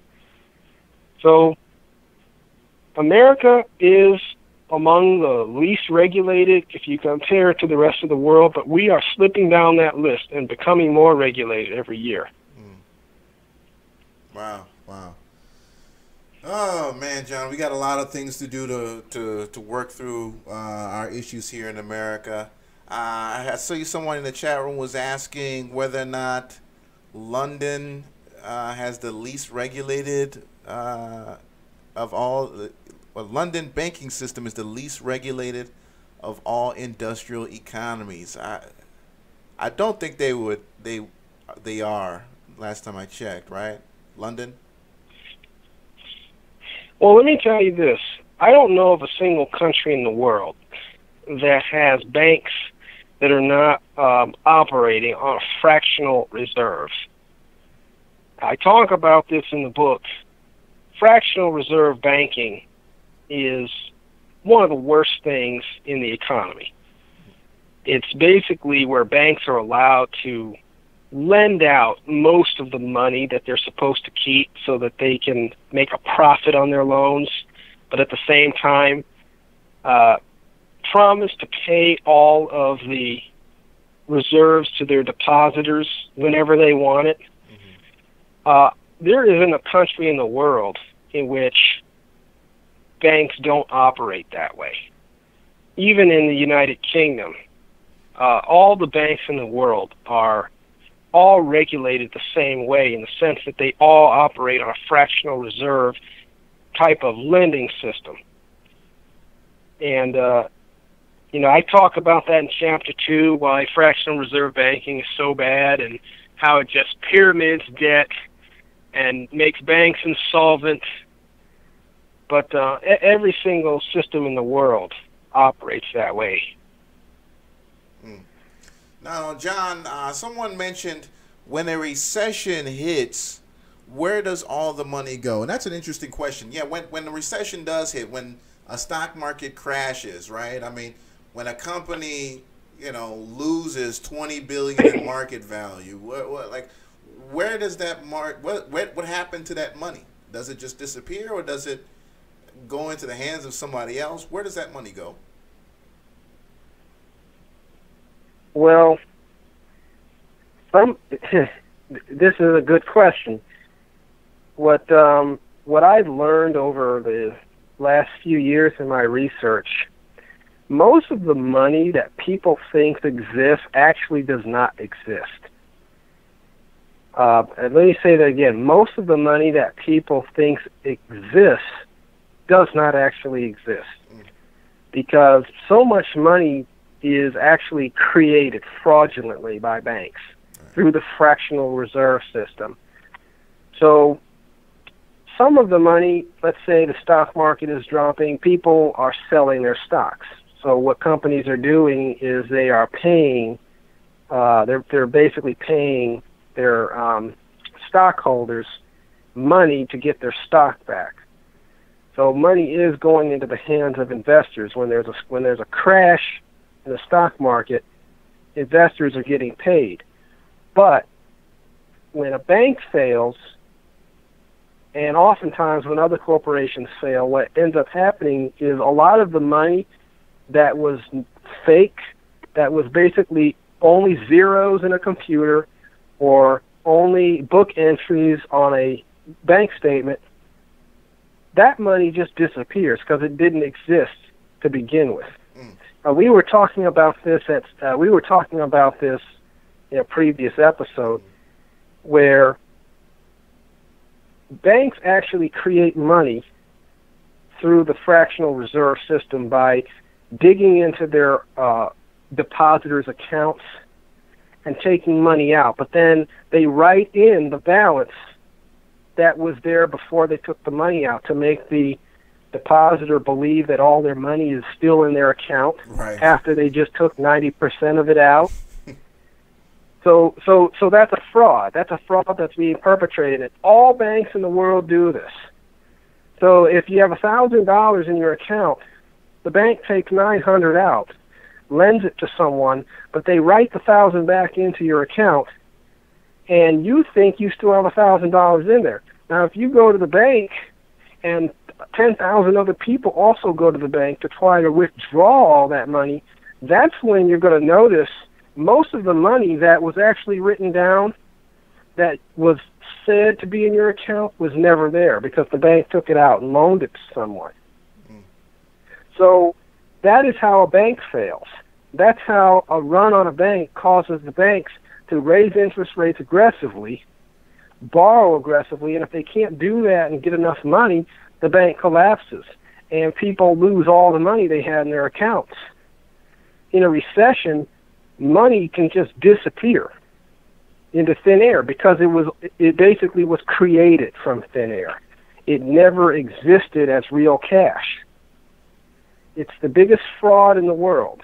The fractional reserve banking system tells us that we have money in our accounts that is not there. And the only way to find out that the money isn't there is if there's a recession and a run on deposits and a run on accounts. And that's when you'll start to notice most of the money that was written down, that was said to exist, never existed. And it would put the economy into such a deep depression. This is what happened during the Great Depression. 40% of all the banks failed during the 1930s because the run on deposits drained the banks so quickly that they closed one after another. Banks are indebted to each other. So when one bank fails, it can drag down 10 other banks. We're in a system where money and debt is so woven and tied together that all we need is some panic somewhere, and it can literally cause money to just disappear. But the reason is that the money, it never existed in the first place. Our economy is said to be, I think, around $19 or $20 trillion of GDP. There's only $3.5 trillion in existence. If you go to the Federal Reserve's website, you can see what's called the monetary base. The monetary base is all of the dollars that have been created, all of the dollars that have been printed by our government. The total is only $3.5 trillion.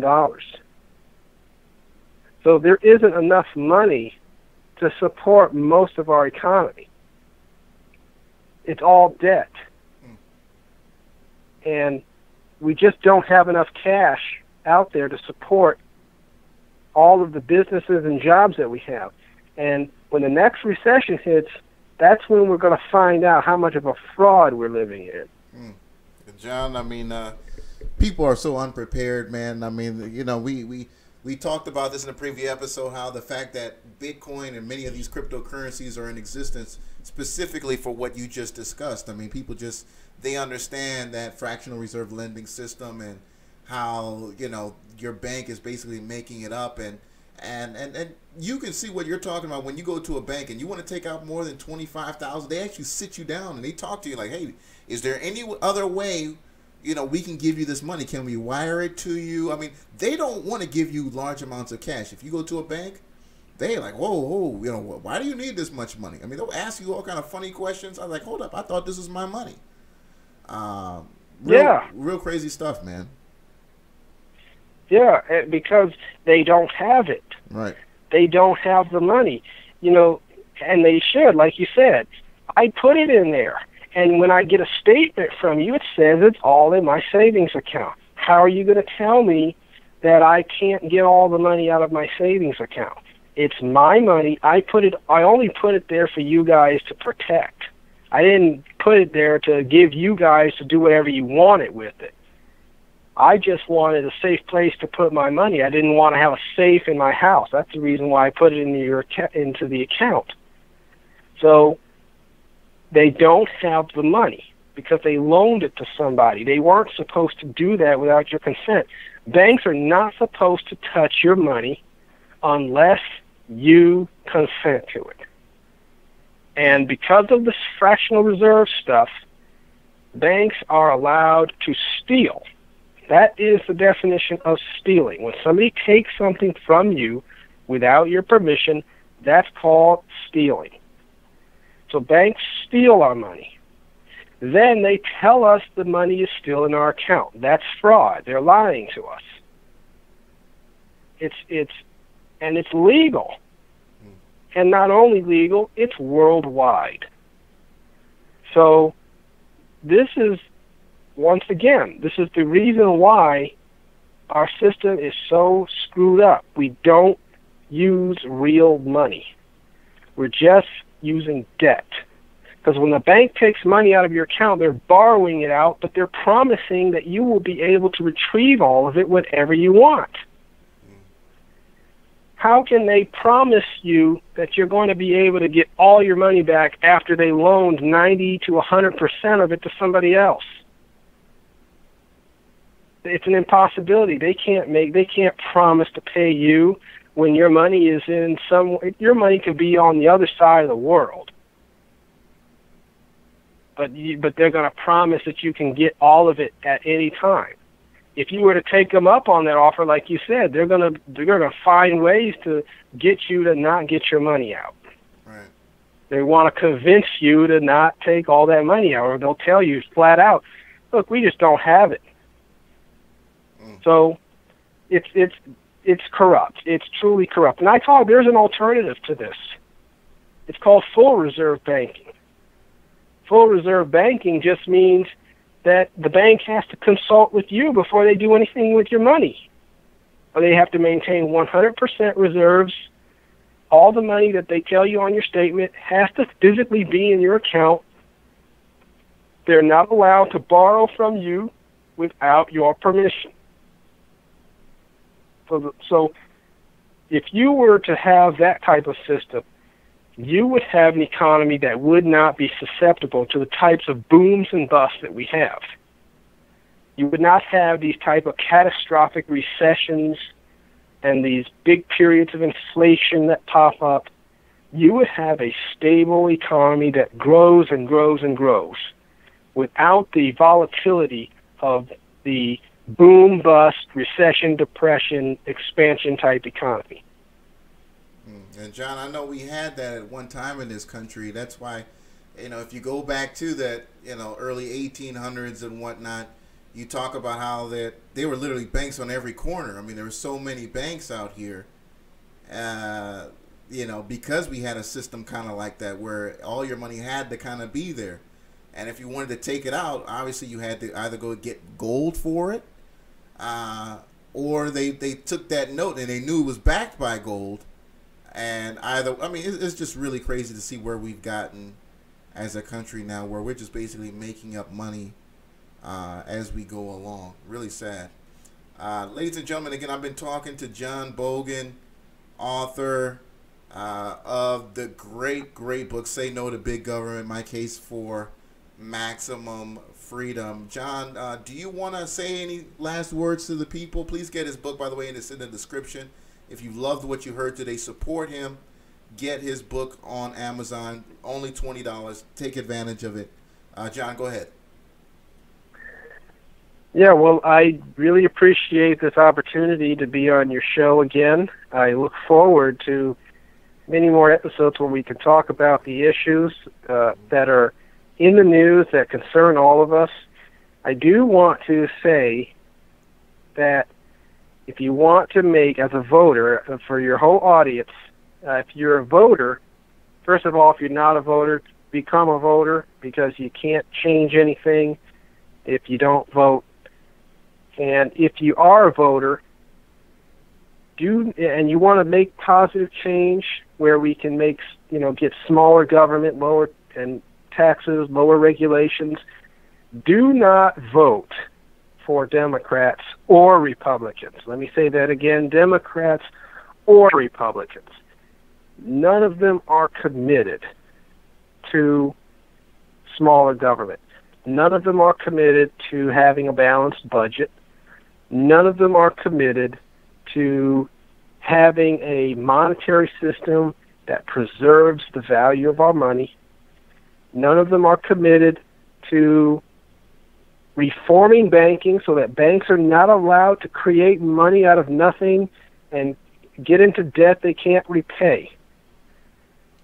I suggest strongly that you vote for someone who identifies themselves either as a libertarian or as a constitutionalist or as someone who believes that we should not only reduce the influence of government, but eliminate almost all of the influence of government. Not to get rid of government completely, because there is a reason to have government, but I would say 90% of what we have as far as government programs should be eliminated, because that's the way our country started.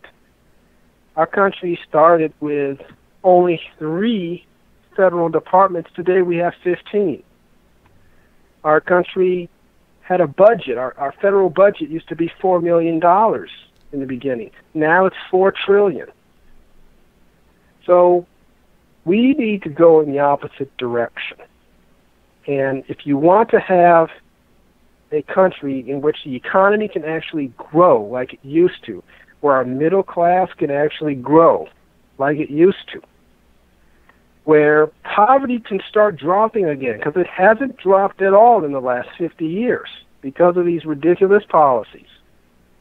If you want to have a country in which the kind of prosperity that we used to enjoy, we can bring that back and go to new heights from that point on, stop voting Democrat and Republican. None of them are committed. They're all bought by special interests. They all believe in big government. They all don't even want to touch the issue of monetary policy. And therefore, they're not in your best interest. And just because they've been there for a long time doesn't mean they have a clue what they're doing. So I urge everyone, get involved, vote in this upcoming election that's coming this November. Throw out both parties. because both parties are interested in doing the agenda of people who are not interested in what's going to make your future better, economically and nationally. So that's the message I definitely want your audience to have, because our election is coming up soon, and we need to break away from this system of Democrats and Republicans. Absolutely. And John, let me get you out of here, but I got to get you to answer this one last question. This individual saying, if the bank takes your money and loans your money, shouldn't you get a percentage of the interest? And I had to ask that because it's almost laughable, the kind of interest that's being paid on depositors' money these days. Can you speak to that a little bit? Yeah. Well, I mean, money in a savings account is earning pretty much nothing. Yeah. I looked at my account, and percentage-wise, I'm getting paid 0.022%. Right. That is how much a savings account will pay. Now, if you were to invest your money into, say, a certificate of deposit, you'll do a little better than that, but you're still going to get paid around zero, because interest rates are still pretty low. So, once again, this goes to our banking policy, monetary policy, too much money being created. If, in fact, we did not have that, we would be making 5%, 6% on our money. Oh, absolutely. And John, instead, we've seen that also back in those 1800s days and whatnot, where you can read contracts that banks were making with individuals. They were paying them almost, 10% interest, John, on some of their money. We're talking just as recently as the 1840s, 1850s, where these, banks were paying incredible amounts of money to these plantation owners and things like it. It was insane kind of returns that these people were generating at the time. Yeah, and this is a time when we don't have a lot of money creation. So when money is scarce, then each dollar is more valuable. And interest rates are higher when there's not a lot of money to lend out. And that's the way it should be, because if you're going to use somebody else's money and possibly risk losing it, that person should be adequately compensated for the money that they are putting at risk to help you with your business or whatever whatever venture you're getting into. But when you have too much money out there, then the money has no value, and you end up getting paid 0.1%. Wow. Well, thank you again, John, for coming. It's always so good to talk to you. I mean, these episodes are just classic, man. I mean, people watch them over and over and over again. I hear nothing but good things. Hey, everybody in the chat room who's still watching, if you learned something or you liked what you saw today, press 1, please. I just want to make sure people are tuning in. They like what they're hearing, and this is something you want us to continue doing. Please press 1 so I can just get the feedback. Again, John, thank you so much, man. I know you worked today. You got that late shift. You got off at 10 o'clock. You went 2 hours with us. Appreciate you guys. Thank you. Thank you. Okay, make sure you press like on this video. Appreciate all of you. Yes, indeed, man. Press like on this video. Support my man. Support my brother. Get his book right now on Amazon.com. It's not even barely $20, folks. So support them. Get his book if you haven't already. Get it for somebody else if you already ordered it one time. And John, again, thank you for coming on the show, man. Absolutely. I appreciate it and look forward to more shows in the future. Yes, indeed. John Bogan, thank you so much. All right, so there it is, folks. Thank you again for tuning in. Great episode. I will be back later this week. Oh, actually, this week is pretty much over. But I'll probably be posting something this weekend. If not, you'll see me back for the show on Monday. I appreciate all you guys for tuning in. Until next time, folks, trade well. Take care.